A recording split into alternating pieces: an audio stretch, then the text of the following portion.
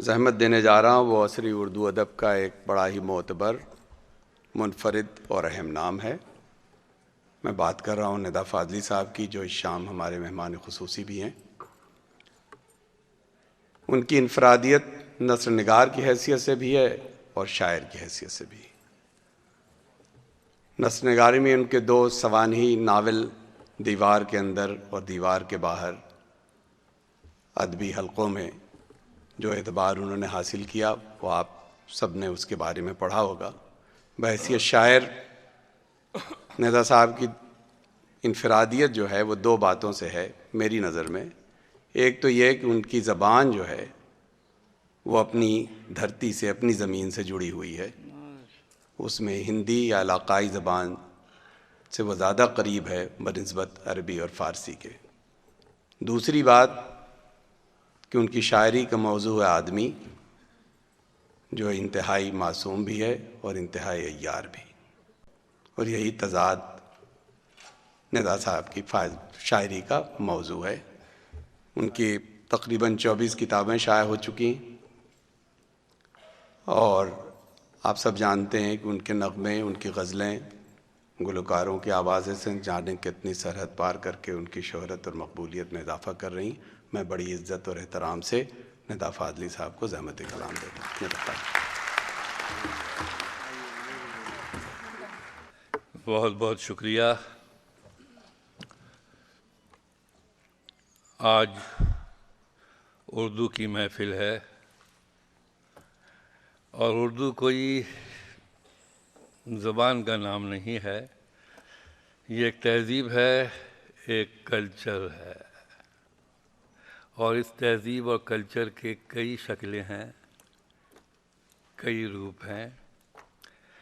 मुहर्रम की मजलिसों में इसे अनीस और दबीर की मरसिया ख़ानी भी कहते हैं।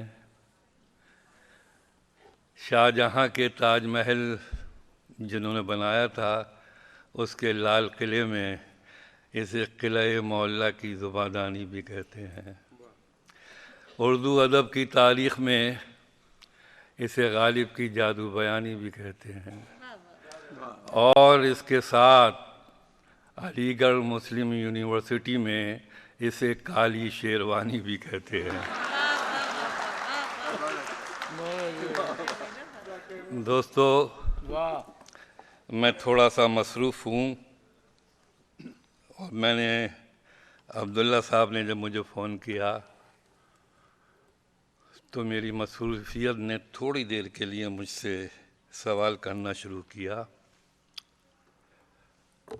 मैं वाकई यहाँ आना चाहता था और आया, इसलिए कि मैं शुक्रिया अदा करना चाहता था अब्दुल्ला साहब का और उनके अरकान का, जिन्होंने आज की महफ़िल को सजाया है और सजाकर हमारी दुनिया को ये समझाया है कि ज़िंदगी सिर्फ़ तशद्दुद और लड़ाई नहीं होती, हुस्न की अंगड़ाई भी होती है, इश्क़ की गहराई भी होती है, और वाशिंगटन में गज़ल सराई भी होती है।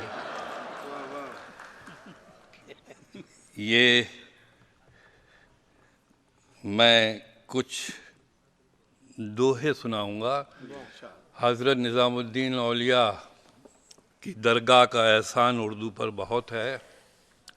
हिंदुस्तानी ज़ुबान की पहली गज़ल भी वहाँ से शुरू हुई है और पहला दोहा भी अमीर खुसरो से मंसूब है। अमीर खुसरो की ज़ुबान ये वो ज़ुबान है जिस ज़माने में फ़र्क नहीं था उर्दू और हिंदी का। खुसरो रैन सुहाग की, बड़ा शायर है, इसकी बड़ी दाद दीजिए। खुसरो रैन सुहाग की जागी पी के संग, तन मेरा मन पीऊ का, दोनों बहे एक रंग। ये अमीर खुसरो थे। मैंने दोहे कहे हैं। दोहे जो हैं वो बड़े बड़े बरगद खड़े हुए हैं दोहों के। अब्दुल रहीम खाने खाना से लेकर बिहारी, बिहारी से लेकर मीरा, तो बड़े बरगदों के नीचे पौधे नहीं उगते छोटे।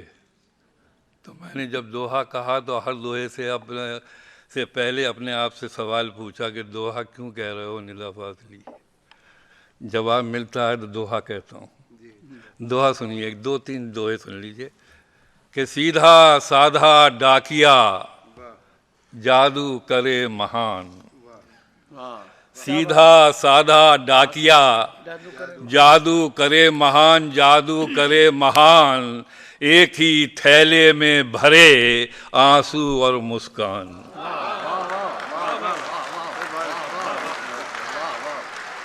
सीधा साधा डाकिया जादू करे महान, एक ही थैले में भरे आंसू और मुस्कान। और एक दोहा मैं सुनाना चाहता हूँ, ये दोहा कभी पुराना नहीं होगा। टेलीपैथी तो आपकी कल की साइंस है। मेरा दोहा सुनिए कि मैं रोया परदेस में भीगा माँ का प्यार। ये खास तौर से आपके लिए देखिए, मैं रोया परदेस में भीगा माँ का प्यार, भीगा माँ का प्यार, दुख ने दुख से बात की बिन चिट्ठी बिन तार। मैं रोया परदेस में भीगा माँ का प्यार, दुख ने दुख से बात की। आपने भी दाद दे दी। दुख ने दुख से बात की बिन चिट्ठी बिन तार। और एक वाशिंगटन में एक दोहा मैं खास तौर से सुनाना चाहता हूँ क्योंकि बम्बई से आया हूँ और बम्बई में एक प्रॉब्लम एकोमोडेशन की है। छोटे छोटे घर में बड़े बड़े परिवार रहते हैं, ख़ानदान रहते हैं। ख़ास तौर से ये दोहा सुनिए, एक बच्चे की मासूमियत है, साइकोलॉजी कि बच्चा बोला देखकर मस्जिद आली शान, बच्चा बोला देखकर मस्जिद आली शान, मस्जिद आली शान, अल्लाह तेरे एक को इतना बड़ा मकान।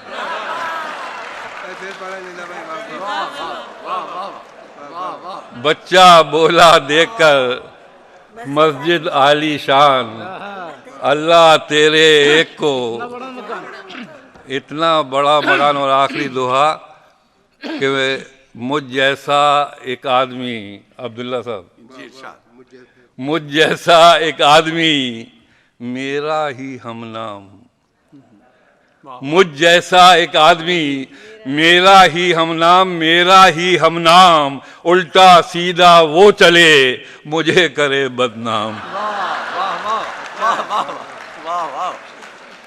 दोस्तों, गुप्ता जी चले गए, मैं उनसे बात करना चाहता था। खैर, पिछले दिनों मेरे मुल्क हिंदुस्तान में एनडीए की गवर्नमेंट थी।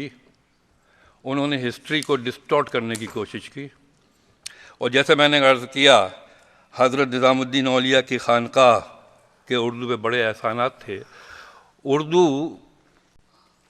की तारीख़ बहुत लंबी है, सैकड़ों साल तक फैली हुई है। मैं अगर उसे इख्तिसार से बयान करूँ तो यूँ कहूँगा कि गज़ल अरब के रेगिस्तान में इठलाई, वहाँ से ईरान के बागों में आकर लहराई, और जब वहाँ से चलकर गंगा और हिमालय के देश में आई तो वो और किसी बादशाह या नवाब के यहाँ नहीं गई। मोहब्बत की चौखट पे उसने पहला सर झुकाया और उस चौखट का नाम था निज़ामुद्दीन औलिया।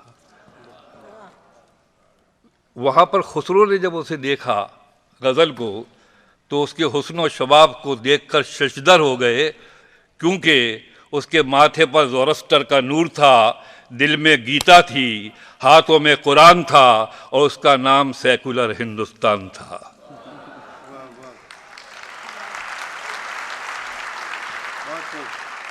मैं उस्तादों की ज़मीनों में मैंने कुछ कोशिश की कि उन अक़दार, उन वैल्यूज़ का हिसार करूं जो मेरी तहज़ीब का हिस्सा रही हैं। पहले दो शेर सुनाऊंगा, फिर उसके बाद मैं कुछ सुनाऊंगा उनमें। हज़रत अमीर खुसरो की मशहूर गज़ल है, जो यार देखा नैन भर। देखिए साहब, मेरे शेर पे दाद नहीं दीजिए, लेकिन अमीर खुसरो पे ज़रूर दीजिए।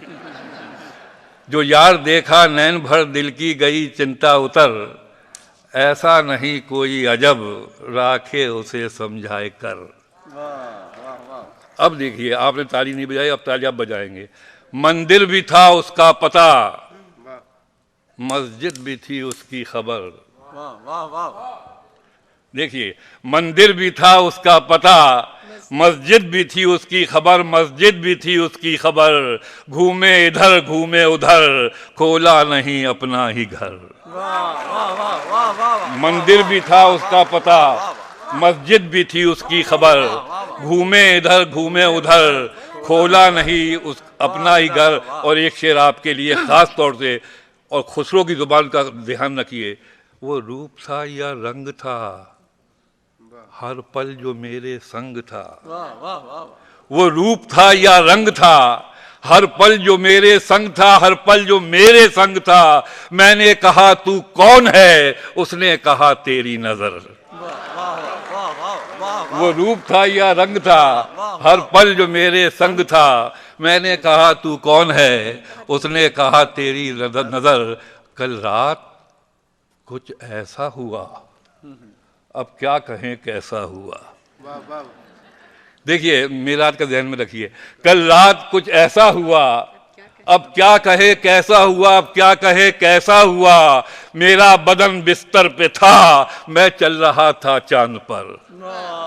गया, मेरा बदन बिस्तर पे था, मैं चल रहा था चांद पर। आइए उसके बाद हम एक गंगा नदी के किनारे एक रोते हुए बच्चे की चीख सुनते हैं, और एक मुस्लिम जुलाहा उस चीख को सुनकर लपकता है, बच्चे को ले आता है। बच्चे का नाम कबीरदास रखता है। वो जितना हिंदू है उतना मुसलमान है। मरने के वक्त फिरका वाराना फसाद हो रहे थे, कुछ जलाना चाहते थे, कुछ दफनाना चाहते थे। कबीर साहब मरने के बाद मौजज़ा दिखाते हैं कि वो फूलों में तब्दील हो जाते हैं। आधे ले गए दफनाने के लिए, आधे ले गए जलाने के लिए। उनकी गज़ल है, उन्होंने भी गज़ल गई थी 600 साल पहले। हमन है इश्क मस्ताना, हमन को होशियारी क्या। हमन है इश्क मस्ताना, हमन को होशियारी क्या। रहे आज़ाद या जग में, हमन दुनिया से यारी क्या। अब आप गज़ल का मतलब देखिए। ये दिल कुटिया है संतों की, यहाँ राजा भिखारी क्या।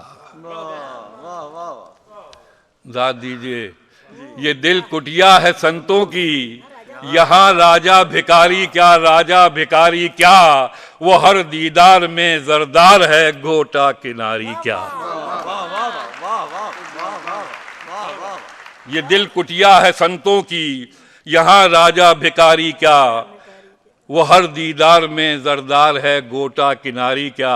और सरहदें तो भाई साहब ज़मीन में बनती हैं, दिलों में नहीं बनती, क्योंकि दिल जो है खुदा का घर होता है। शेर देखिए, ये कांटे से नहीं कटते, ये बाटे से नहीं बढ़ते।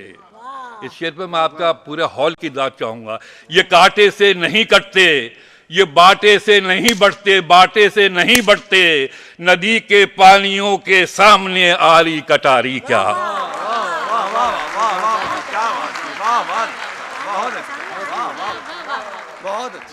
ये दिल कुटिया है संतों की, यहाँ राजा भिखारी क्या, राजा भिखारी क्या। वो हर दीदार में जरदार है, गोटा किनारी क्या। ये कांटे से नहीं कटते, ये बाटे से नहीं बढ़ते। नदी के पानियों के सामने आरी कटारी क्या। और एक बात मैं ये कहना चाहूँगा कि सबसे बड़ा मजहब जो है वो किसी की मुसीबत में साथ देना है। शेर मैं अर्ज कर रहा हूँ कि किसी घर के किसी बुझते हुए चूल्हे में ढूंढ उसको। किसी घर के किसी बुझते हुए चूल्हे में ढूंढ उसको, बुझते हुए चूल्हे में ढूंढ उसको। जो चोटी और दाढ़ी तक रहे वो दीनदारी क्या।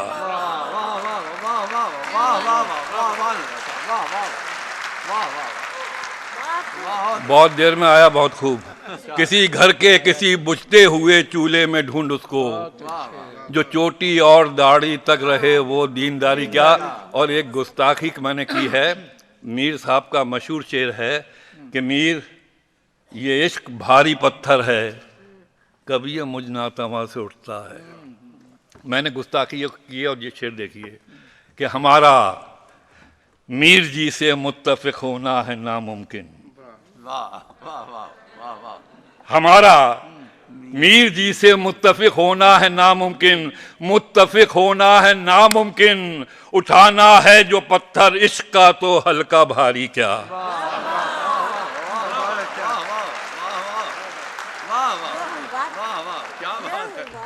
हमारा मीर जी से मुत्तफिक होना है नामुमकिन, उठाना है जो पत्थर इश्क का तो हल्का भारी क्या। और वहाँ से अहमदाबाद जब गए थे तो एक साहब 250 साल की नींद सो रहे थे, उनका नाम था वली दकनी। उन्होंने नसीहत की थी अपने ज़माने में कि बेवफाई न कर खुदा सू डर, जग हसाई न कर खुदा सू डर। लेकिन नरेंद्र मोदी उनकी नसीहत को नहीं माना और उस बेचारे की नींद को ख़राब किया और जगा दिया उसे।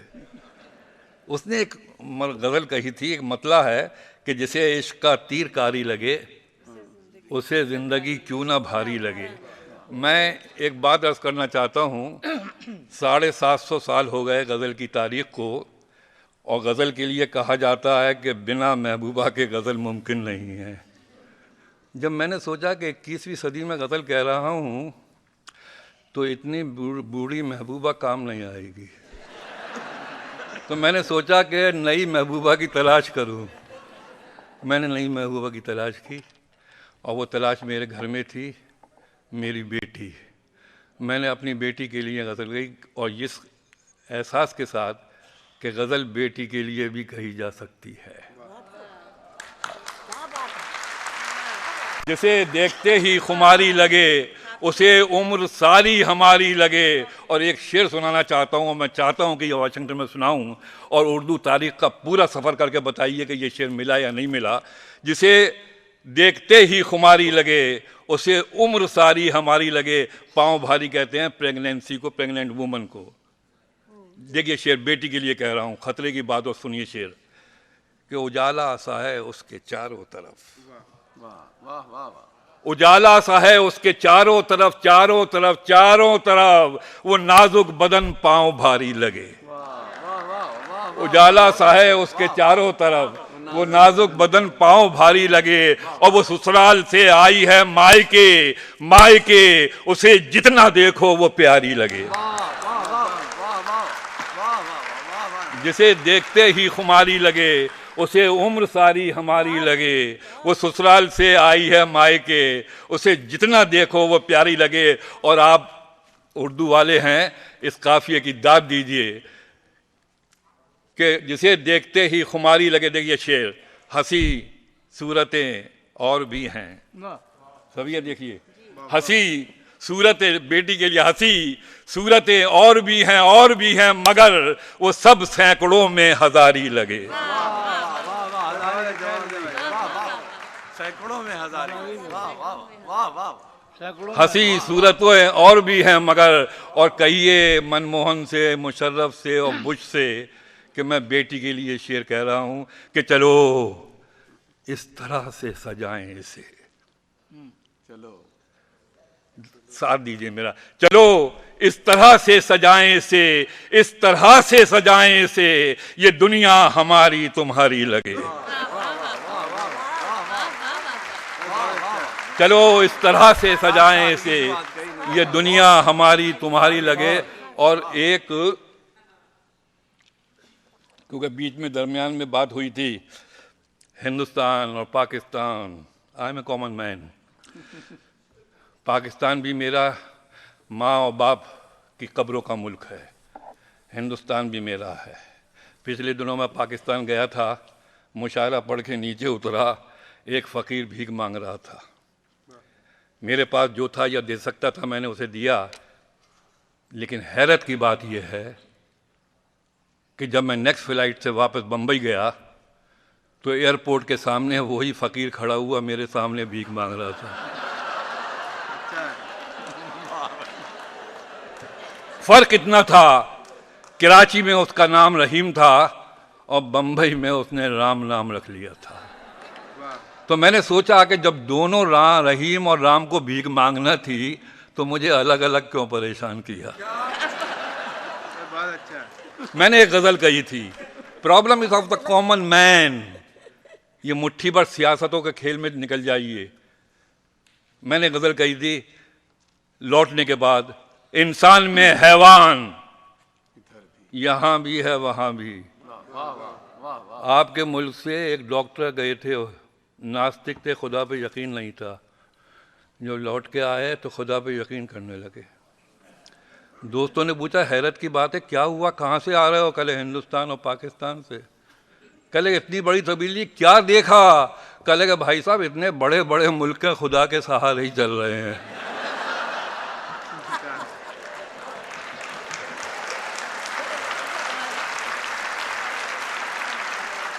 इंसान में हैवान यहां भी है वहां भी, यहां भी है वहां भी, अल्लाह निगहबान यहां भी है वहां भी। और खूंखार दरिंदों के फकत नाम अलग हैं। वाह वाह वाह वाह वाह, खूंखार दरिंदों के फकत नाम अलग हैं, नाम अलग हैं। शहरों में बयाबान यहाँ भी है वहाँ भी। और एक शेर सुनाता हूँ, पूरा हॉल बताया कि शेर आया, क्योंकि मजहब जो है बुरा नहीं है, मजहब बहुत बड़ी अच्छी चीज़ है।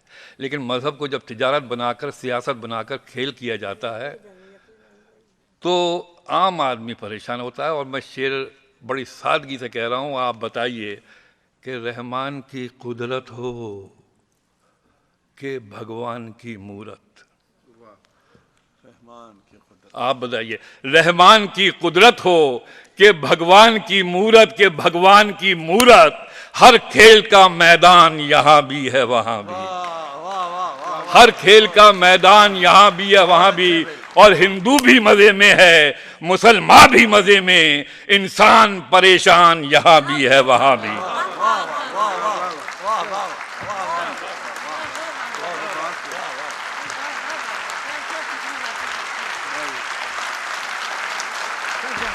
वाह वाह वाह।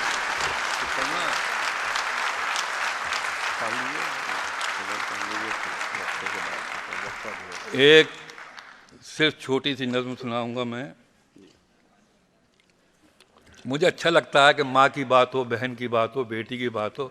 काय की सियासत का चक्कर है ये, क्यों नहीं जीने देते आम आदमी को आम आदमी की तरह से। आइए एक छोटी सी नज़्म सुनाना चाहता हूँ। ये नज़्म भी मैंने अपनी बेटी के लिए कही थी। बात दरअसल ये है कि मैं अपने ख्याल से ये सोचता हूँ कि शायरी देखे हुए को नहीं दिखाती, देखे हुए में जो अनदेखा होता है उसे जब दिखाती है तो शायरी बन जाती है। मैंने जयपुर, बॉम्बे का, हिंदुस्तान का एक शहर है, वहाँ बच्चों के लिए कपड़े बिकते हैं बड़े खूबसूरत।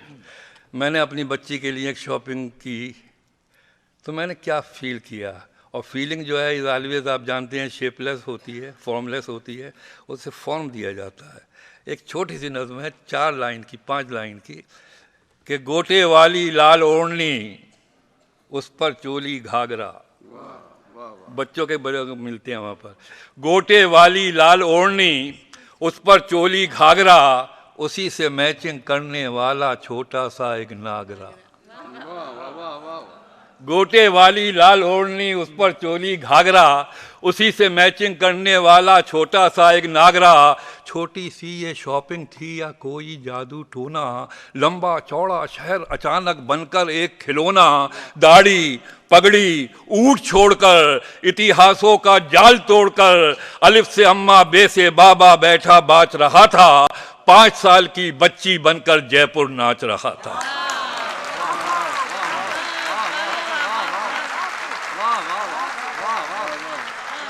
गोटे वाली लाल ओढ़नी उस पर चोली घाघरा, उसी से मैचिंग करने वाला छोटा सा एक नागरा। छोटी सी ये शॉपिंग थी या कोई जादू टोना, लंबा चौड़ा शहर अचानक बनकर एक खिलौना। दाढ़ी, ये जो राजस्थान का कल्चर है, दाढ़ी पगड़ी ऊँट छोड़कर, इतिहासों का जाल तोड़कर, अलिफ से अम्मा बे से बाबा बैठा बाच रहा था। 5 साल की बच्ची बनकर जयपुर नाच रहा था।